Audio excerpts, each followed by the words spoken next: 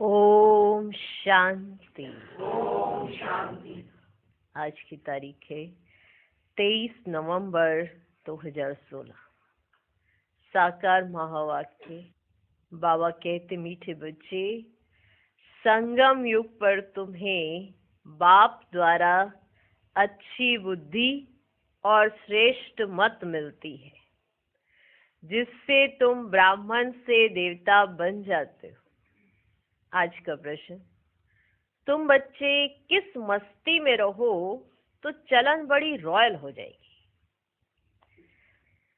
देखो, हर एक की चाहना है ना, हर एक चाहता है कि जो भी आपस में रहे बड़े प्यार से भाई भाई होके रहे, चाहता है, मीठा बनना चाहता है, कड़वा नहीं रहना चाहता है। कौन कौन?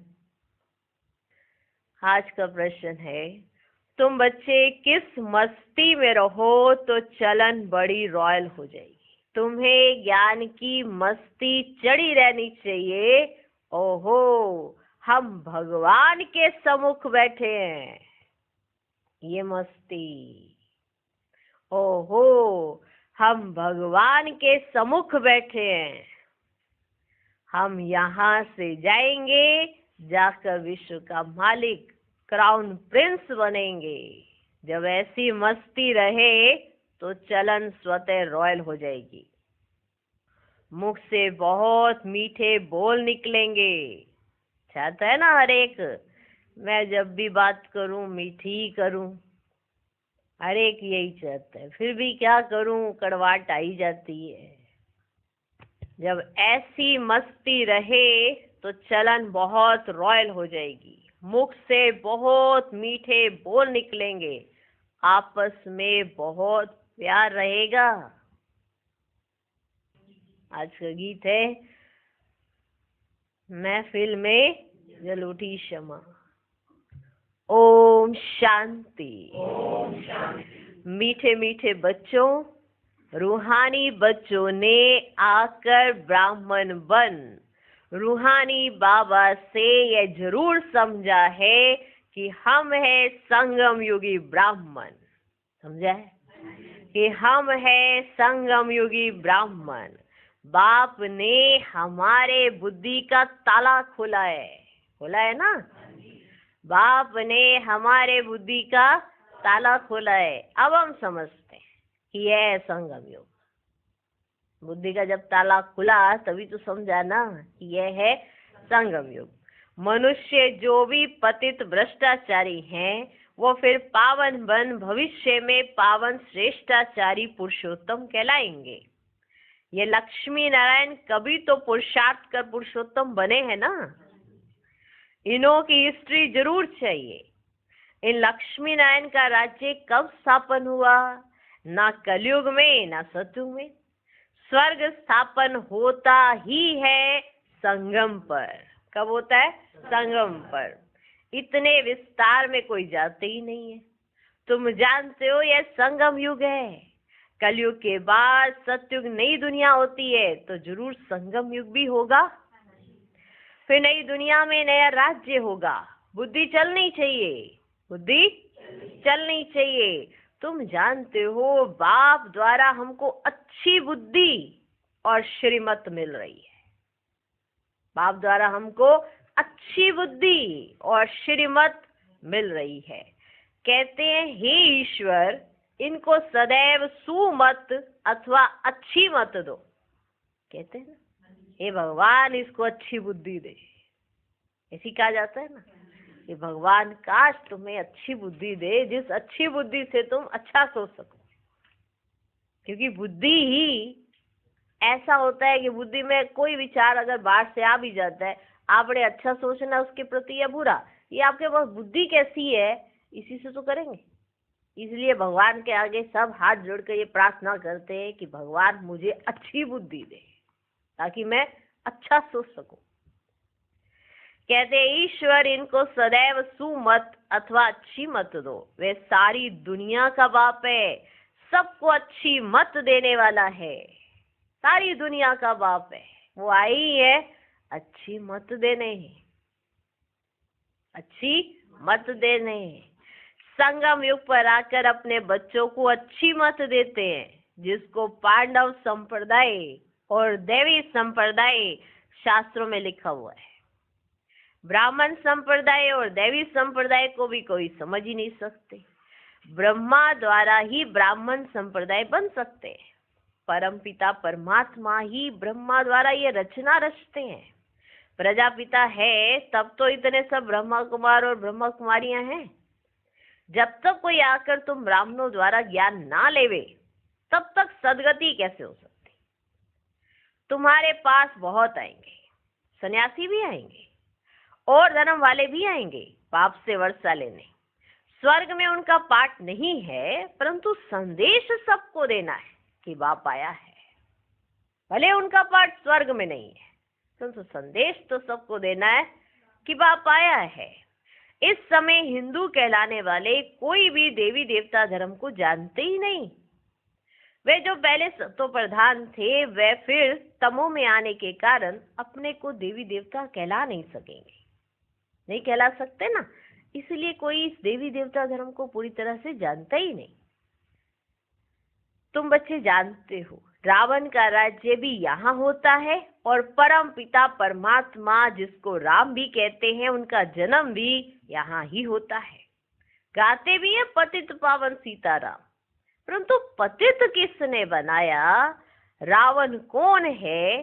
क्यों पतित पावन बाप को बुलाते हैं? ये किसको भी पता ही नहीं है।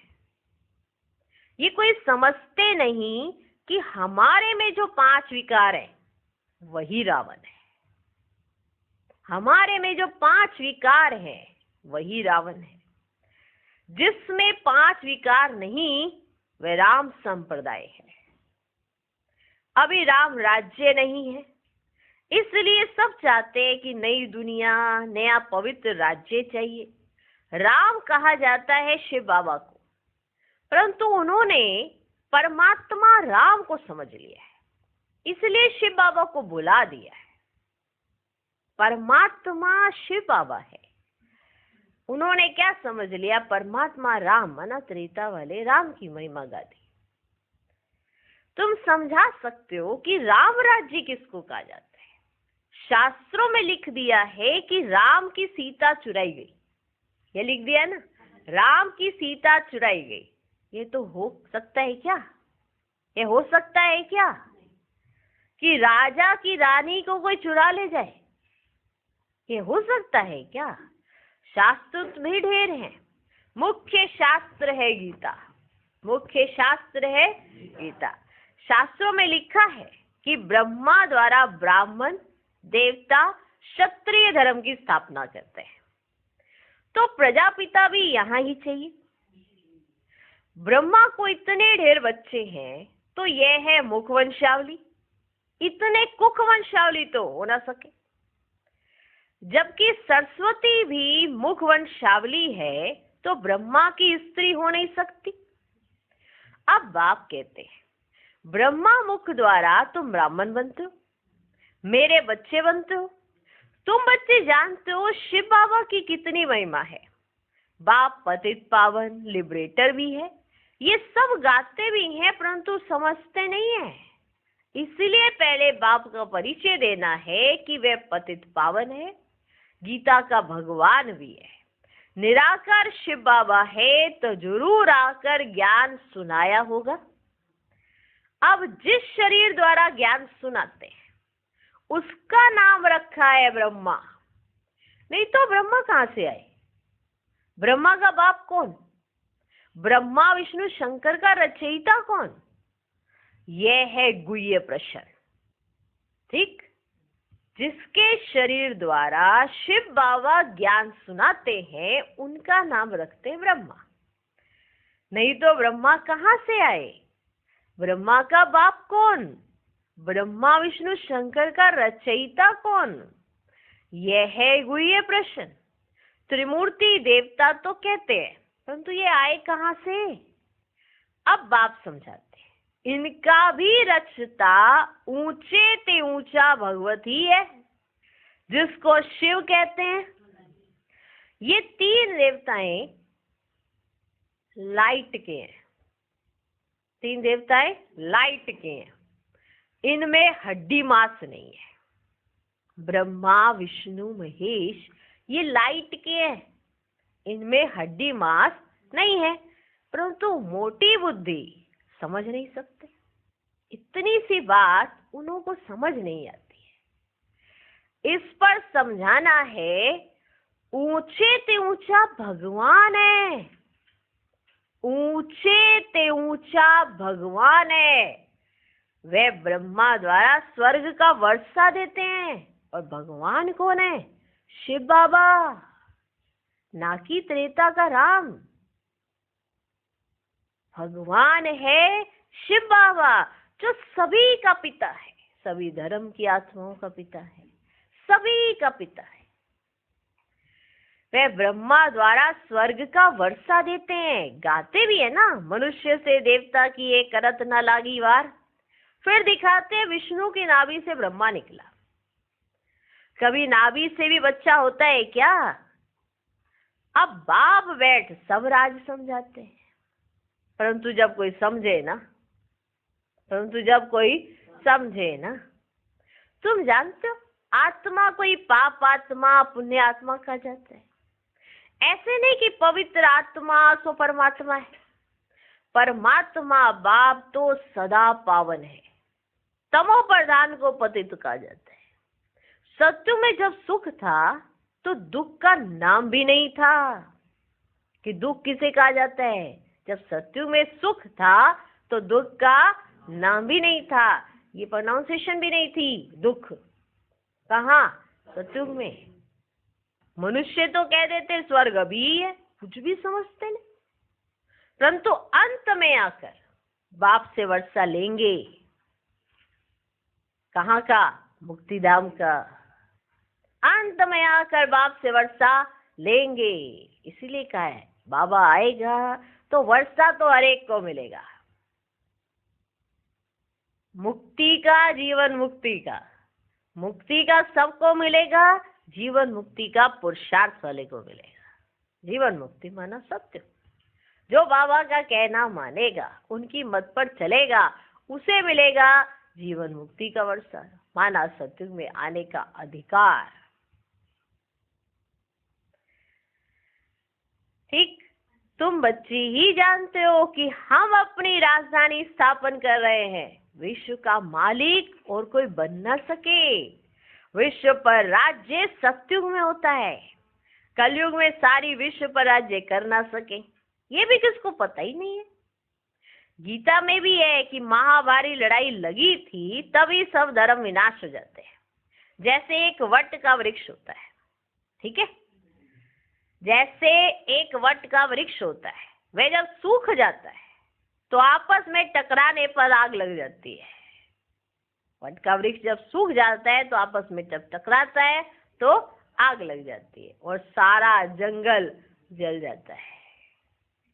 किसी ने आग लगाई नहीं, किसी ने तीली लगाई नहीं, फिर भी जंगल कैसे जला?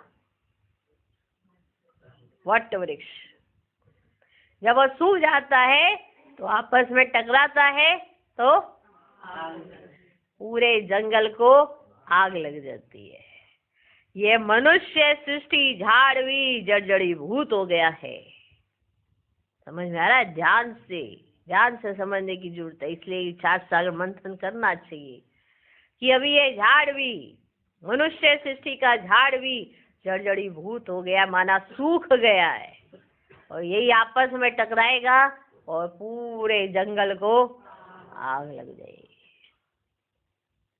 ये मनुष्य सृष्टि झाड़ भी जड़जड़ी भूत हो गया है, इनको भी अब आग लगने वाली है, इनको भी अब आग लगने वाली है। 1-2 में लड़कर खत्म हो जाएंगे। आग का सामान बनाते ही रहते हैं। अब एटॉमिक बॉम्ब्स द्वारा आग लगनी है, ये राज वे नहीं जानते। अब कलयुग नरक बदल स्वर्ग होने वाला है। इस ज्ञान में मस्ती बहुत चाहिए, इस ज्ञान में मस्ती बहुत चाहिए। माना इतना श्रेष्ठ से श्रेष्ठ ज्ञान सुनते हो तो कितना नशा चढ़ना चाहिए, जिसको नशा ना चढ़े माना उसने समझा कुछ नहीं है, और जिसको समझ आ जाता है उसको नशा जरूर चढ़ता है। इस ज्ञान में मस्ती बहुत चाहिए। अपने को देखना है कि हम उस मस्ती व नशे में रहते हैं। है इतनी मस्ती, है इतना नशा, अपने में देखो। है है नशा इस बात का कि तुम्हें पढ़ा कौन रहा है? या कुछ सेकंड के लिए आता है फिर वहीं के वहीं रावण आके फिर से बैठ जाता है वो नशा कि हमें पढ़ा कौन रहा है, ये ज्ञान कहाँ मिल रहा है, कौन दे रहा है? पूरे विश्व को जानने वाला वो आपके सन्मुख बैठ आपको पूरे विश्व का हाल चाल सुना रहे हैं। आपको ज्यादा खबरें सुनने की जरूरत नहीं है, सब कुछ यही पता चल जाता है। सुबह सुबह की मुरली सुन लो, सब पता चल जाता है क्या हालात है आसपास के। है चढ़ती इतनी मस्ती, है इतना नशा? पूछो अपने आप से, है इतनी मस्ती? अब कलयुग नर्क बदल स्वर्ग होने वाला है। इस ज्ञान में मस्ती बहुत चाहिए। अपने को देखना है कि हम उस मस्ती व नशे में रहते हैं। हम परमात्मा की संतान हैं, उनसे स्वर्ग का वर्षा पा रहे हैं। आपस में बात करने की रॉयल्टी चाहिए, आपस में बात करने की रॉयल्टी चाहिए। कैसे ब्राह्मण आपस में ब्राह्मणों में कैसे बात करते हैं, देखो, चेकिंग करो। क्योंकि देखो बाहर वालों के साथ हम बड़े अच्छे रह लेते हैं, ये देखा गया है कि जो ज्ञानी है वो अज्ञानियों के साथ बड़े मिठे रह लेते हैं। हाँ, घर में किसी की आपके ऊपर नीचे या कोई भी ऐसे सर्कमस्टांसली वो बात हो, वो एक अलग बात है। लेकिन ब्राह्मणों की कई बार देखा गया ब्राह्मणों से ही नहीं बनती है। रह रहे होते इकट्ठे तो बन ही नहीं रही होती आपस में। तो बात करने की वो जो फजीलत माना एक तहजीब, वो कहीं मिस हो चुकी होती है। जो हमें बचपन में सिखाए जाते हैं ना, कॉमन सेंसेस है ना, जनरल मैनर्स सिखाए जाते हैं, वो कहीं ना कहीं हम वो मिस हो जाते हैं। तो वो जो रॉयल्टी है वो है हमारे अंदर, चेकिंग करें। आपस में बात करने की रॉयल्टी चाहिए। यहाँ से सब कुछ सीखना है, यहाँ से सब कुछ सीखना है। ऐसे नहीं कि सब कुछ ऑटोमेटिकली सत्युग में अपने आप डेवलप हो जाएगा। अगर आपके अंदर आज रॉयल्टी नहीं आई तो आप आओगे ही उस घड़ी में जितनी रॉयल्टी आपके अंदर आई होगी। 16 कला संपूर्ण में उस स्थिति में पहुंच ही नहीं पाओगे, माना आत्मा परम धाम छोड़ ही नहीं पाएगी। अगर नहीं आएगी रॉयल्टी तो 14 कला वाले में आएंगे। ठीक है, आत्मा ऑटोमेटिकली वो स्थान 14 कला में ही छोड़ेगी, जब नीचे की पोजीशन उसके हिसाब से होगी। इसकी 8 कला तो फिर वो द्वापर में आएगी। सतयुग में 16 कला संपूर्ण, तो उसको यहाँ पर संगम पर उसके अंदर पूरी रॉयल्टी होगी, अच्छे से चल रही होगी। क्योंकि जो भी सीखना है हमको यहाँ से सबको सीखना है, बाद में वही संस्कार ले जाएंगे। अति मीठा बनना है, बड़ा नशा रहना चाहिए। हम किसकी संतान है, कौन है हमारे साथ, कैसा हमारा जीवन हो गया, देखो क्या थे और क्या बना दिया हमें। आज आपकी पूरी पालना परमात्मा द्वारा होती है। सोचो आप कितने लाडले हो परमात्मा के। ये नशा जगाने की पॉइंट्स हैं, लेकिन याद रहे तब ना।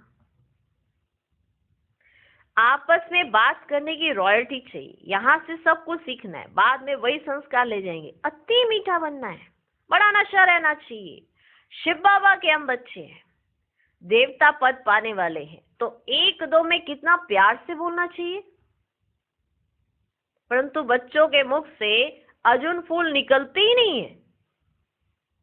तुम कितने ऊंच हो, तुमको ये याद रहे कि हम शिव बाबा की संतान है। फिर सत्युग में महाराजा बनेंगे, या हम विश्व के क्राउन प्रिंस बनेंगे। तुम बच्चों को आंतरिक खुशी होनी चाहिए कि हम परमात्मा के सम्मुख बैठे हैं, जिससे स्वर्ग का वर्षा मिलता है, उनकी श्रीमत पर चलना है। तुम जानते हो हमारी राजधानी स्थापन हो रही है, राजधानी में सब चाहिए, परंतु तुम बच्चों के मुख से सदैव रतन निकलने चाहिए। बाबा रूप भी है तो बसंत भी है, कहानियां सब अभी की हैं। जो कहानियां है ना सारी वो अभी की हैं। बाप है ज्ञान का सागर, वे ज्ञान की वर्षा करते हैं। बाकी वे इंद्र देवता बरसात बरसाते हैं ऐसी बात है ही नहीं। बाकी ऐसा कोई नहीं कि वहां पे ऊपर कोई इंद्र देवता जी बैठे हैं वो बरसात बरसाते हैं, ऐसी बात नहीं है। ये बादल नेचुरल बनते हैं, बरसात करते हैं। सत्युग में ये 5 तत्व भी तुम्हारे गुलाम बन जाते हैं और यहाँ मनुष्य सबके गुलाम बन पड़े। यहाँ हर बात में मेहनत करनी पड़ती है, वहां सब बात सोते हो जाती है। तो बच्चों को बाबा की याद सदा रहनी चाहिए, इससे खुशी का पारा सदा चढ़ा रहेगा। वो लोग साइंस वाले भी मंथन करते हैं, उनकी भी बुद्धि चलती है ना, वो मंथन करते हैं। तुम बच्चों को वाणी का मंथन करना है। वाणी माना मुरली, मुरली को कहा है बाबा ने वाणी। तुम बच्चों को वाणी का मंथन करना है। वाणी का प्रवाह कभी कभी बहुत अच्छा रहता है, कभी कम। इनको कहा जाता है मंथन करना। बच्चे बाप की अवस्था को देख रहे हैं और बाबा अपना अनुभव सुनाते हैं, है ना। हम देख रहे हैं ना बाबा कितने उमंग उत्साह से, कितने नशे से, कितनी मस्ती से माना मुरली चलाते हैं, है ना। यहाँ पे वाणी कहा गया, वाणी माना मुरली। तो मुरली कभी ऐसे, वाणी कभी ऐसे चलती है ना। तो बच्चों को बाबा की याद सदा रहनी चाहिए, इससे खुशी का पारा सदा चढ़ा रहेगा। वो लोग भी मंथन करते हैं, कौन? साइंस वाले। तुम बच्चों को वाणी का मंथन करना है। वाणी का प्रभाव कभी कभी बहुत अच्छा रहता है, कभी कम। इनको कहा जाता है मंथन करना। बच्चे बाप की अवस्था को देख रहे हैं और बाबा अपना अनुभव सुनाते हैं। तो कब बहुत उछल का प्रभाव रहता है, कभी कम। कभी बहुत अच्छी पॉइंट्स निकलती है, बाबा भी मददगार बन जाते हैं। ये तुम भी फील करते हो। बाबा तो कभी मुरली हाथ में नहीं उठाते हैं ना। बच्चे मैगजीन लिखते हैं तो बाबा कभी कभी देखते हैं कि बच्चे कभी गफलत तो नहीं करते हैं। मैगजीन में भी अच्छी अच्छी मुरली की पॉइंट्स आती हैं और सब तरफ जाती रहती है, कोई की तरफ मुरली नहीं जाती है। तो बाबा कहते हैं रचता और रचना का ज्ञान 7 रोज में तो समझ लिया है ना, बाकी क्या चाहिए। बाकी 5 विकारों को भस्म करने का पुरुषार्थ करना है और तो कोई तकलीफ है ही नहीं। और कोई तकलीफ है? और कोई तकलीफ है ही नहीं। तुम बच्चे कोई के भी सत्संग में जा सकते हो, सेवा करने का उमंग आना चाहिए। जब सब धर्म वाले इकट्ठे होते हैं ना तो समझाना चाहिए कि हर एक का धर्म अलग अलग है। भाई भाई कहते हैं ना, परंतु मिलकर एक हो नहीं हो सकते। ये सिर्फ कहने की बात है। बाप कहते हैं मैं आकर ब्राह्मण बनाए फिर देवी देवता धर्म स्थापन करता हूँ, वहां दूसरा कोई धर्म रहता ही नहीं है। ये वही महाभारत लड़ाई है। गीता में भी इसका वर्णन किया हुआ है। ये एक ही पढ़ाई है, पढ़ाने वाला भी एक ही है। ज्ञान जब पूरा होगा ना तो बाप कहते हैं मैं भी चला जाऊंगा। ज्ञान जब पूरा होगा ना तो बाबा कहते हैं मैं भी चला जाऊंगा। मुझे कलयुग के अंत में ज्ञान सुनाना है, मुझे कल्प कल्प आना है, 1 सेकंड भी कम जास्ती नहीं होगा। जब ज्ञान पूरा हो फिर कर्मातीत अवस्था में चले जाएंगे तो विनाश भी हो जाएगा। दिन प्रतिदिन तुम्हारी सर्विस बढ़ती जाएगी। यहाँ तो ना किसी में पवित्रता है ना दैवी गुणों की धारणा है। वहाँ पवित्रता का अंतर देखो कितना है। तुम अभी संगम पर बैठे हो, यही पुरुषोत्तम युग है। अभी तुम पुरुषोत्तम बन रहे हो, परंतु वह जलवा, वह चलन भी चाहिए। पुरुषोत्तम बन रहे हो परंतु वह जलवा, वह चलन भी चाहिए। कभी मुख से पत्थर नहीं निकलने चाहिए, कभी मुख से पत्थर नहीं निकलने चाहिए। माना हर सेकंड आपको ये अटेंशन रहना चाहिए कि मैं आत्मा क्या बोल रही हूँ, कैसा बोल रही हूँ, क्या इसका प्रभाव होगा। उस बोल का आदि मध्य अंत सोच के बोलना। लेकिन आज के समय में देखा गया है जो मुंह में आता है बोल देते हैं, ना सोचते ना करते, फिर बाद में पश्चाताप करते रहते हमने गलती से कर दिया, हमने ये कर दिया, हमने। अब तो हो गया ना, अब तो तीर कमान से निकल गया। तो जो भी बोलो सोच समझ के बोलो, वरना बोलो ही नहीं। तो मुख से पत्थर नहीं निकालने, रतन ही मुख से निकलने चाहिए। अभी तुम देवता समान गुलगुल बन रहे हो। गॉड आकर गॉड गॉडेज बनाते हैं, देवताओं को भी भगवान भगवती कहते हैं, परंतु ऐसा बनाते कौन है ये कोई नहीं जानते। तुम्हारी बुद्धि में पूरे रास्ता और रचना की नॉलेज है, फिर औरों को आप समान बनाने की जवाबदारी है। बहुत आते रहेंगे, स्वदर्शन चक्रधारी ब्राह्मण ही बनते हैं। माया के तूफान भी बच्चों को ही आते हैं। कहाँ तूफान आने से हड्डी हड्डी टूट जाती है, चलते चलते कोई डिससर्विस भी करते हैं। बाप कहते कोई भी छीछी काम नहीं करो, तुम मुखवंशावली ब्राह्मण हो, वह कुखवंशावली, कितना फर्क है। वह जिस्मानी यात्रा पर ले जाते हैं, तुम्हारी ये रूहानी यात्रा। तुम बेहद के बाप से वर्षा ले रहे हो। यह भी किसमें अक्ल नहीं है जो समझे कि वह भी ब्राह्मण, हम भी ब्राह्मण। परंतु सच्चा ब्राह्मण कौन है? वह ब्राह्मण अपने को ब्रह्मा कुमार नहीं कहला सकते। तुम अपने को ब्रह्मा कुमार कहलाते हो तो जरूर ब्रह्मा भी होगा, परंतु उनकी बुद्धि में ये बातें आती नहीं है। जो पूछे बाबा कल्प कल्प तुम बच्चों को आकर ये बातें समझाते हैं कि तुम ब्रह्मा की औलाद, ब्राह्मण सब भाई बहन ठहरे, फिर वे विकार में कैसे जा सकते? अगर कोई जाते हैं तो ब्राह्मण कुल को कलंकित करते हैं। अपने को ब्रह्मा कुमार कुमारी कहलाकर वे पतित हो नहीं सकते। अच्छा, मीठे मीठे सिकिलधे बच्चों प्रति माता पिता बाप दादा का याद प्यार और गुड मॉर्निंग। रूहानी बाप की रूहानी बच्चों को नमस्ते। हम रूहानी बच्चों की भी रूहानी बाप को नमस्ते नमस्ते नमस्ते। Good morning good morning good morning. धारणा के लिए मुख्य सार, पहला पॉइंट, वाणी से जो सुनते हो, वाणी से जो सुनते हैं उस पर मंथन करना है। पुरुषोत्तम बन रहे हैं इसलिए चलन बहुत रॉयल बनानी है, मुख से कभी पत्थर नहीं निकालने हैं। दूसरा पॉइंट, बहुतों को आप समान बनाने की जवाबदारी समझ सर्विस पर तत्पर रहना है। कोई भी चीची गंदा काम करके डिससर्विस नहीं करनी है। आज का वरदान, सेकंड में देह रूपी चोले से न्यारा बन कर्म भोग पर विजय प्राप्त करने वाले सर्वशक्ति संपन्न भव। जब कर्म भोग का जोर होता है, कर्मेंद्रियां कर्म भोग के वश अपनी तरफ आकर्षित करती हैं, अर्थात जिस समय बहुत दर्द हो रहा, समझ रहे हैं हम सब बच्चे समझ रहे हैं, जिस समय बहुत दर्द हो रहा हो, ऐसे समय पर कर्म भोग को कर्म योग में परिवर्तन करने वाले, साक्षियों कर्मेंद्रियों से भोगवाने वाले ही सर्वशक्ति संपन्न अष्ट रतन विजयी कहलाते हैं। इसके लिए बहुत समय का देह रूपी चोले से न्यारा बनने का अभ्यास हो। यह वस्त्र दुनिया की व माया की आकर्षण में टाइट अर्थात खींचा हुआ ना हो, तब सहज उतरेगा। आज का स्लोगन, सर्व का मान प्राप्त करने के लिए निर्माणचित बनो, निर्माणता महानता की निशानी है। ओम शांति।